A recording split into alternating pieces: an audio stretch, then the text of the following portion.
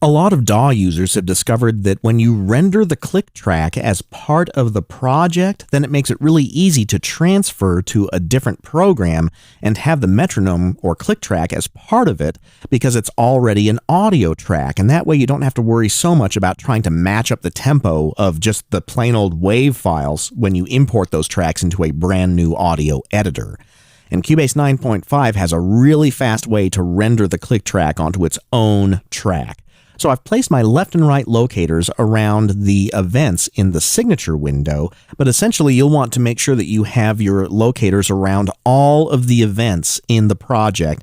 So the easiest way to do that in Cubase is to type Controller Command A to select all of the events inside of the event window, then type P on your computer keyboard, which will place the left and right locators around all of the events. But I'm going to be a little on the safe side and drag the right locator out a little bit, and that way we'll have some click track left over at the very, very end. So now that I have my left and right locators placed, I can come to the signature track and drop down this menu and choose Render the Audio Click between the locators. And because the settings that I have in my metronome window right now are set to use my voice as 1, 2, 3, and 4, that's what's going to be rendered onto an audio track. So when I choose that Render Audio Click option, it's going to very quickly in the background go ahead and make an audio track of the metronome settings. So I'm just going to play a little bit of that with my play button. 2, 3, 4, 1, 2, 3, 1, 2, 1, 2, 1. Now, if you have a really custom click track like that and you wanted to make it the plain old metronome or any of the other metronome sounds, you can do that along with the original click track.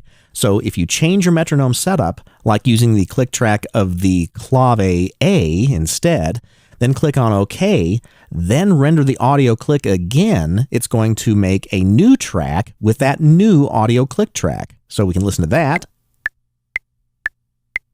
And then if you wanted the plain old Cubase metronome, go back into the transport pull-down menu, choose metronome setup, and just change the audio click settings back to the Use Steinberg click sound, and then render the metronome again.